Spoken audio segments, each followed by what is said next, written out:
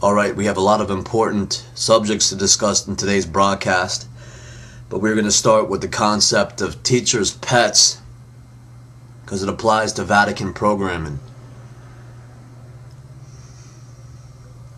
I've known a few teachers' pets in my life, especially when I went to Catholic grade school.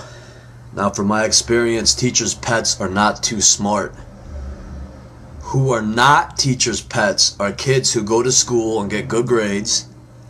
They don't give the teacher a hard time, and when called upon, they know the right answer. I wouldn't call these people teachers' pets. When I was in school, teachers' pets were always repulsive kids. They were often fat, subnormal freaks in magnifying lens glasses who made a point to sit right next to the teacher's desk. And from what I remember, they weren't that smart, and they would often have trouble with the lessons. But to compensate for their low intelligence and basically bad personality, they would try to kiss the teacher's ass, often by being rats and telling on the other kids.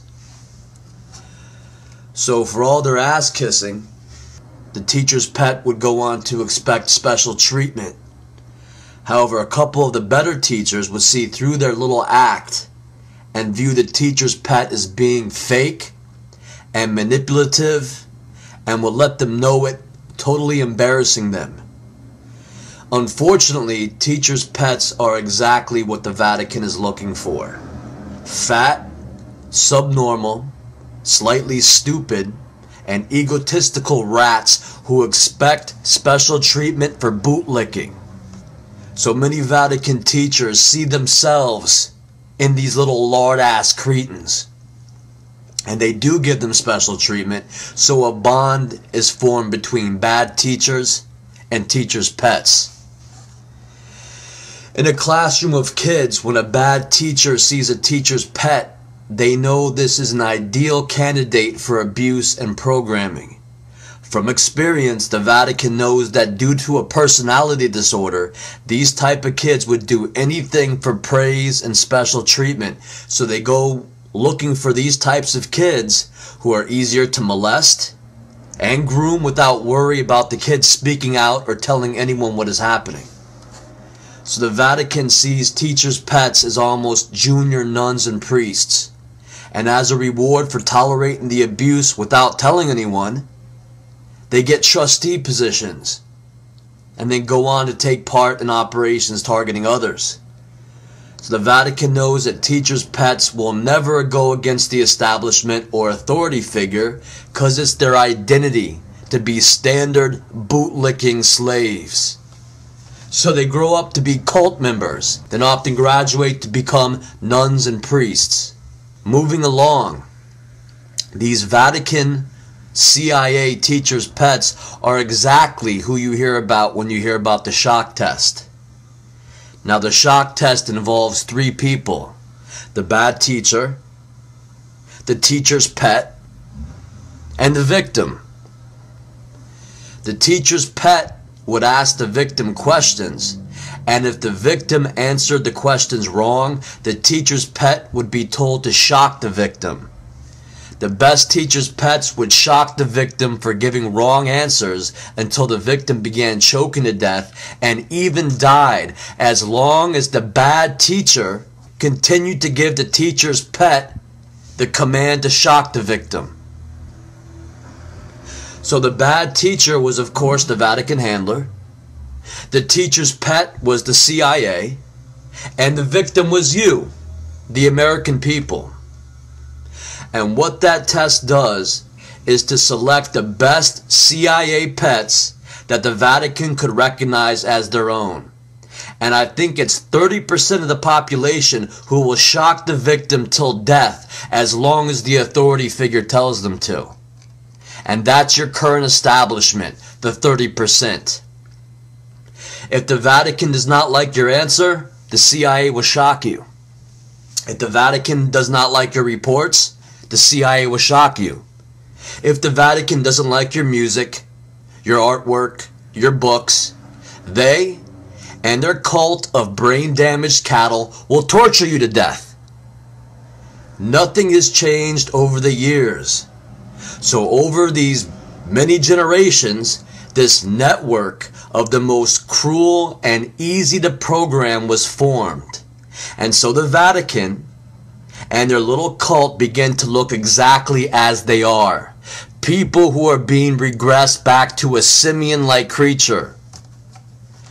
The 30% not only resemble apes, but they develop mannerisms more similar to the animal kingdom than to man. They hunch forward. They waddle around in a sidestepping manner, like chimpanzees walking on two legs. They develop simian facial features and they begin to smell rank. They gawk at others, constantly staring and pushing people around, lacking communication skills. I've even seen them grunt or make facial expressions in the shape of words instead of actually speaking to others. So they develop this herd mentality where they always travel around in large groups, and it's hard for them to do anything independently, and therefore they hate anyone independent or separate from them. So they are trained to torture and attack anyone who goes against the Vatican herd in a violent mind control ritual that goes back thousands of years, back even farther than the Roman cult of Saturnalia. Now I will explain this Christmas ritual of Saturnalia in detail in a little while, but to quickly summarize it, the cult participates in mind control and torture of others. Often this involves rape, murder, and burning the victims. The worst of the cult take turns acting out in animalistic frenzies in these secret rituals while the others watch. And the cult doesn't sacrifice ape people to their alien gods. They mostly go after the strongest of humanity. People who they consider intelligent, beautiful, and moral human beings who become the perfect sacrifice to get tortured and executed. And these victims are often children and young people. So let's go into a review about the nature of religious groups, which are cults. In the center ring, you have what is called Godz, which most people know nothing about. Directly outside the center ring is the priest class, who work with these so-called gods and know everything that you, the general public, does not know. Directly outside the priest class is the secret societies, or the inner group of the cult. These are the people directly controlled by the priests, who go on to control who? The rest of you. The different congregations. The congregations are the regular people who go to Sunday school, quote biblical passages, and sing nursery rhymes. All these giant religions that you are a part of do not maintain such power and control just through your vacation Bible school teachings. There is a lot which is happening behind the scenes which you are kept ignorant of.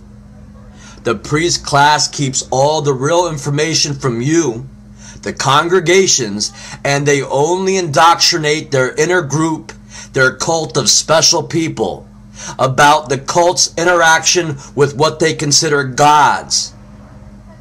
And this is the cult's interaction with what are known as fallen angels, evil spirits, demons, or more accurately, aliens, which currently control this planet. So the Vatican-controlled governments and media has gone to every extreme to convince the rest of you that this is not happening and is only science fiction. That is why the US government will never publicly admit the existence of alien or extraterrestrial life. And all the TV shows that you see about UFOs only exist to instill doubt or confusion about the subject. The media never explains any clear facts, and they only give you a Mickey Mouse children's documentary on some ancient ruins or cave drawings or something. These documentaries exist to cloud the issue and make skeptics of you all. In other words, they want you all to say, if that's the best they have on the issue, it isn't worth my time. Because that documentary on UFOs that I just saw was really stupid. If you want to know the truth, you need to watch the videos that I have on this channel, and also the Bulletproof Cyrus 13 channel for specific details on the subject. But to quickly summarize, the Vatican and their militaries experiment with alien technology that they have discovered, which produces an energy field which links the humans to the extraterrestrial computer systems. This is all done with electromagnetic energy because the alien technology is extremely advanced. Instead of physical hardware, the aliens use electromagnetic implants which establish a link between them and the human's brain, the human's cranial nerves, and the human's nervous system. At that point, the aliens can set up a two-way communication between themselves and their target. They could transmit messages to the target. They could read the target's mind. They could manipulate the cranial nerves responsible for sight, smell, taste, balance, so they essentially roboticize the target. Now, priests and cult members historically have understood this reality to some degree, even though they call it witchcraft, magic, or power given by the spirits or gods, when after all, it's just alien technology or an intelligently guided energy system that exists to manipulate humanity.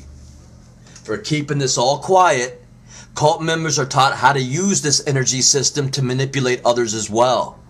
Since the technology is mass converted to energy, priests and cult members often state that it's spirits which are carrying out their wishes. If they want to get a target to go to a certain location, the priest or cult member go up to the target. They identify the target to the alien computer system by waving their hand at the target, for instance. Then they give the alien computer system a command to follow, such as they state, "Find me." And later on, due to alien manipulation, the target will find his or her way to the selected area as commanded by the priest or cult member. Cult members call this witchcraft or spells. They are also taught ways to hook their implant to other people's implants and then use their knowledge of the alien technology to manipulate others. But to call it witchcraft is a primitive way of looking at it. It's not magic. It's aliens manipulating people through the use of energy systems and infiltrating their minds. The priest or cult member can give many different commands, which ultimately become violent and manipulative and center around using the alien energy systems to either cause pain or sedation to influence the target to do unnatural acts by placing them under mind control. Priests and cult members are given a great deal of power over others.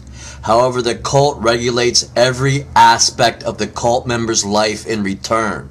The cult controls where the cult members live, who the cult members marry, who they are friends with, what they do, and ultimately cult members aren't allowed to use their power for anything other than what the cult determines to be acceptable.